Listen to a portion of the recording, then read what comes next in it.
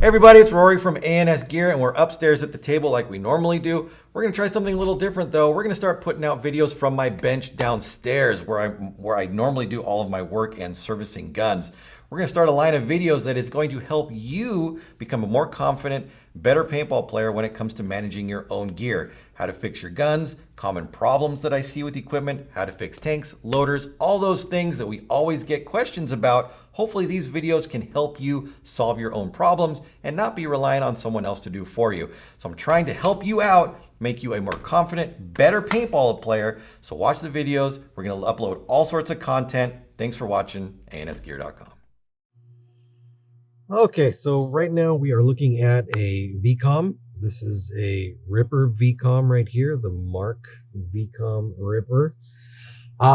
Customer sent this one back to us because they had a leak, which they were thinking was a solenoid leak. So we're going to gas it up. We're going to try to figure out what the leak is. And then we are going to obviously try to fix that leak. Now, these can have all sorts of leak issues, which I'm sure you've heard of or known. A lot of times it's the bolt, engine, the O-ring that I think I actually did a video where the O-ring between the bolt engine and the body wasn't sealing properly, so that was causing the leak.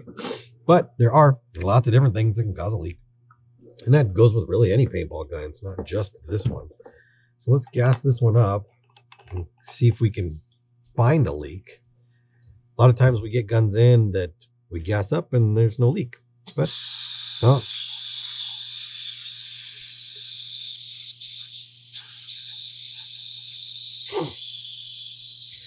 Now I don't hear any leak from the back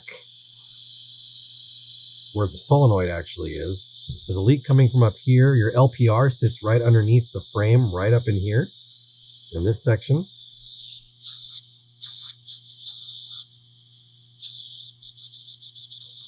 Coming from the hole right above the LPR. But it's actually also coming from around the regulator right here. So before we do anything drastic or disassemble the gun in any crazy way, let's take a look at, so there we go. There's part of the problem, or maybe the problem right there. So our O-ring that surrounds or seals the regulator body to the front of the frame, or the front of the body, will have a crack in it. So let's put a new one on. It's a size 18 O-ring. Let's just see what happens if I put that on. Leak's gone. So there you go. That O-ring was causing a leak through basically the front of the gun here, which kind of manifested itself right in this area. And so, it could have been a couple different things, but always start with the easy stuff. And hopefully that solves your problem. But let's do another thing here. So we've got that fixed. Let's go ahead and turn the gun on. It's in ramping at 10.5 BPS. Let's go ahead and shut the eyes off. Let's gas it up. Let's shoot it. Oy, grr, that sounds terrible. It's really shooting hard. It's probably very overpressurized, which is not a good thing for the gun. It sounds awful. So let's do the next thing right here. This overpressurization should never happen in this gun, because they give you a pressure tester with the gun. So let me grab the box. So here we go. In the box, there's this box for this gun. Allergies are killing me right now. There is a pressure tester right inside there. You should never, ever have any pressure issues with incorrect pressure settings in this gun, because they give you the device to make sure that never happens. So let's take the bolt out.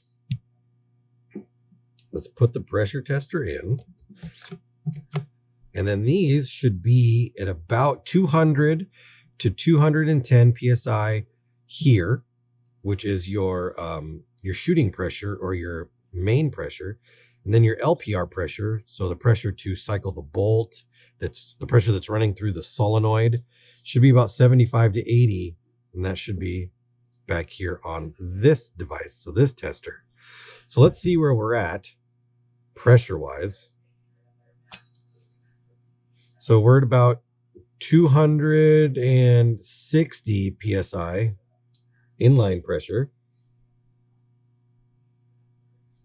And then 125 or so on your LPR. So we're definitely overpressurizing the solenoid immensely right now, which is not good.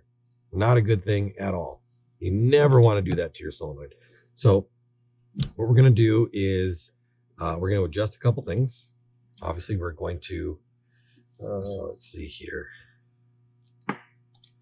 We're going to turn our LPR down. We're going to turn our regulator down. And then we're going to regas it up.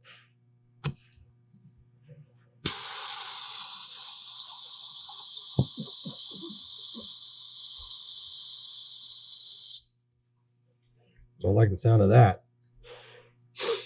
Let's see what we've got going on here.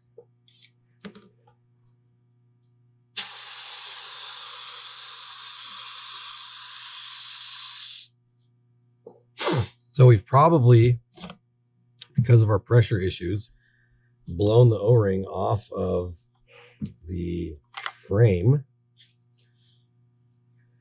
Let's take a look real quick.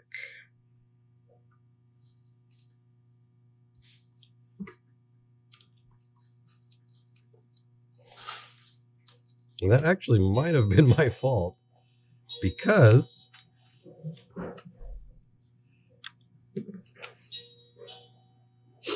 oh yeah, because I'm pretty sure, looking at it right now, that I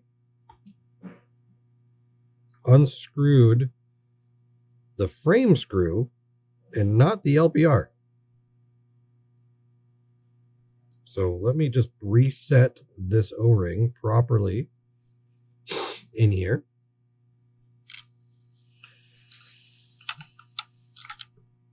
Let me get my rear frame screw back in place.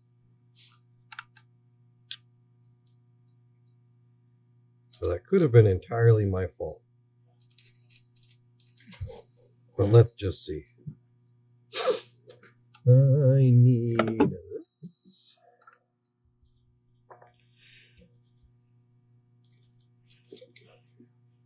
Remember, this frame screw is recessed into the pocket back here. So we have to get this frame screw set down in the pocket so that it can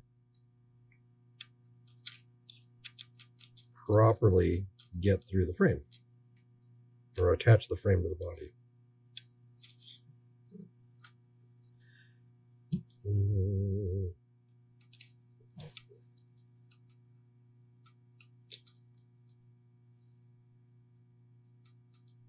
And again, this is not the proper way to be doing this. The frame should be completely off. Seeing as I'm just trying to see if I caused the problem or not, I'm just going to take it all apart. Tired of fighting with it.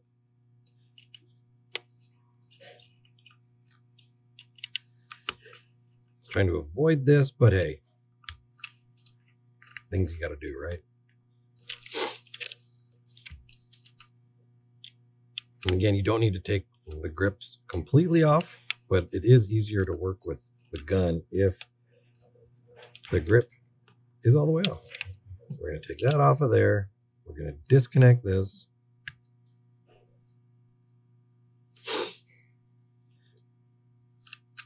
We're going to pull this off.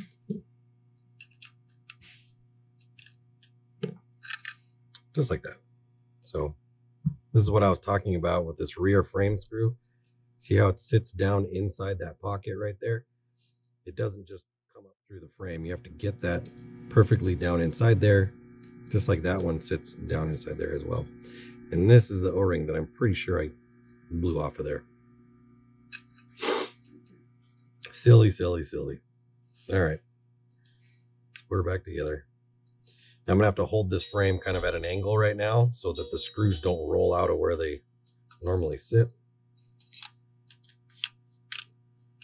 Make sure that they're up there. Now I can put this rear frame screw in, front frame screw in. And I'm pretty sure this was the screw I was turning. I don't remember, but what was odd to me is as I was moving that, and then I moved that screw and then gassed it up and it popped on me, which is a sign of something being wrong, whether I did it or somebody else did it.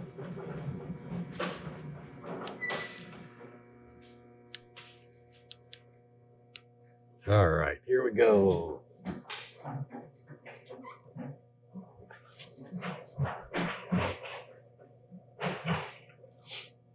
My nose. Ugh.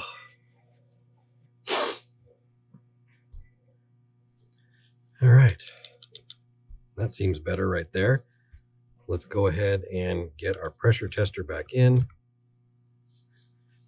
Let's properly adjust this. Down. And then let's gas her up.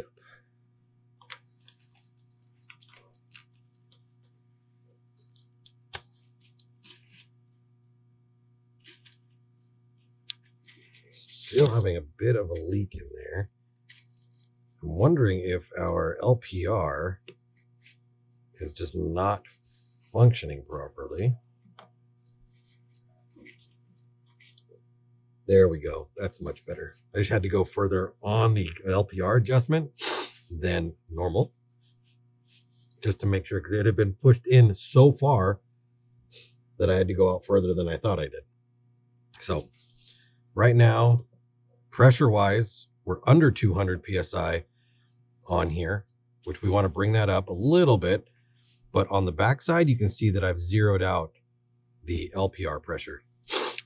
So let's go ahead and bring up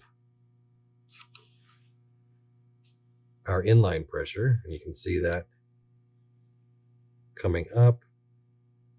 We're going to put that at 200, just like that. Now, let's go with our LPR. So we're going to put this at about 75 or so.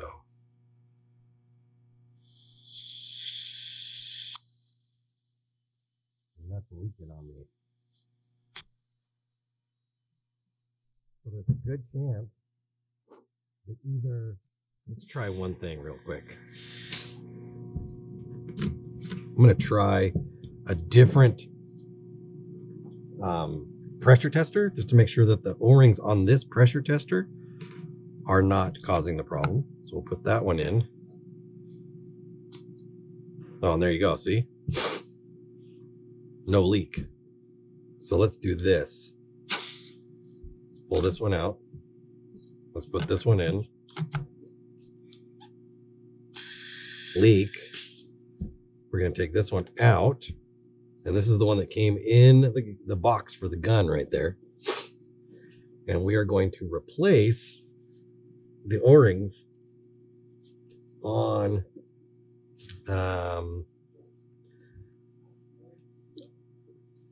the bolt guide, or not the bolt guide, on the pressure tester. So I'm going to replace both of these two. This top one is just a spacer O-ring to make sure that it's pushing properly against the other side. What are these, 7s or 6s? 6s. So we're going to get 2 size 6 O-rings. Put that one in there. That one there. A little bit of grease. A little bit of grease. And then let's try it again. Let's see if that was our problem. Still leaking, so it's not those two. Let's do these two at the front.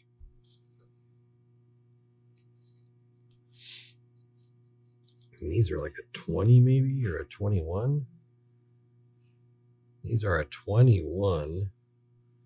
I don't know if I have any 21s at my table right now. Oh, no, I do. Luckily. Normally I don't have this large of an O-ring sitting over here.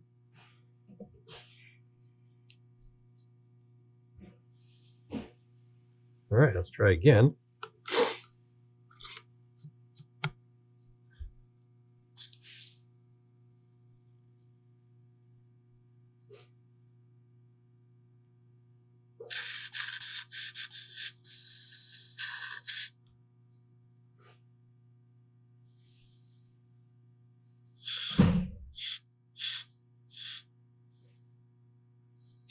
And it is, I'm pretty sure it's still this one right here that's causing this.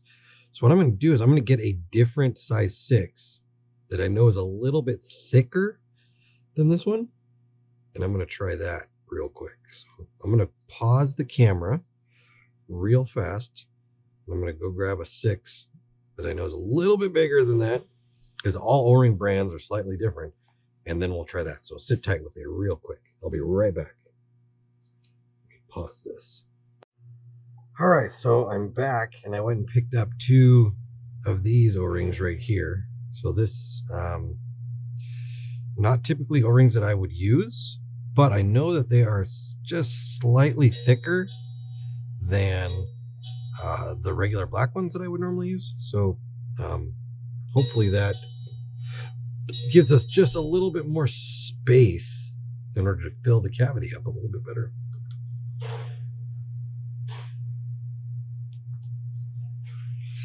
All right, let's try again. Oh yeah, that was it right there. Perfect. So we are good to go pressure wise. You can see where we're at right there. On the backside, we're a little bit, I mean, it's 75 to 80 is okay. But I'm going to bring that out just a little bit. Shoot some pressure through there, so where we're at, 80 psi. And then just under 200, which is fine. They say 200 to 210, but this is a good spot to start as far as chronoing the gun and seeing where we're at. So pressure wise, we've changed that. Let's pull this out of here. Put this in here, and then we're going to cycle it again and see if that really made a difference in sound. Oh, 100%. Sounds way better. One other thing I am going to check though is the dwell, just to see where we're at. So I'm going to turn this off. I know dwell is usually like 12 milliseconds on these. So we're going to go through rate of fire, timer, debounce, mechanical bounce, trigger filter, dwell. It's at 8 milliseconds. I might run at that, but I'm going to change it back to factory. So actually what I'll do is 8 milliseconds. You can see that. We're going to go to factory reset. Yes. So reset complete. Then we're going to go back into dwell and see where it went to. Yeah, dwell 12 milliseconds now. So we brought it back up to stock. And I'm not saying that it wouldn't work at 8 milliseconds, but we're going to put it at 12. We're going to shut it off. Turn it on. Eyes off.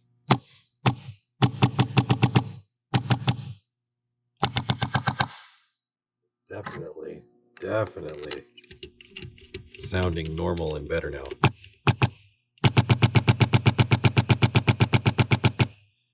Right where we should be.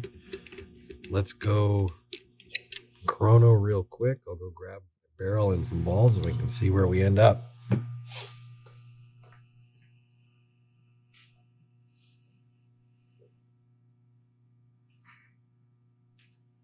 All right.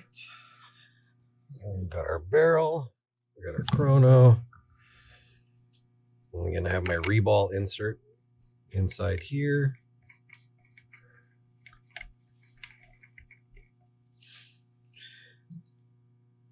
Turn my eyes back on.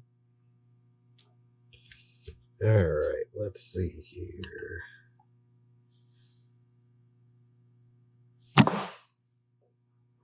We're at 320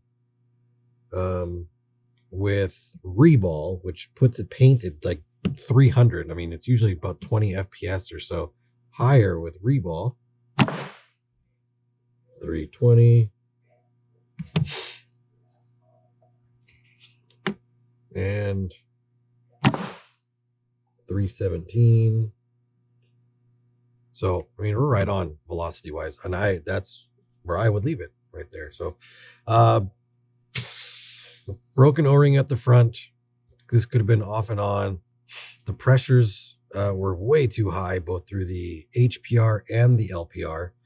It might have been a little hard to actually use the tool that was provided because it had a little bit of a leak to it, which is unfortunate when it comes to a device that is needed to test the gun. But as you can see, it was a relatively easy, straightforward fix. Needed some O-rings for it.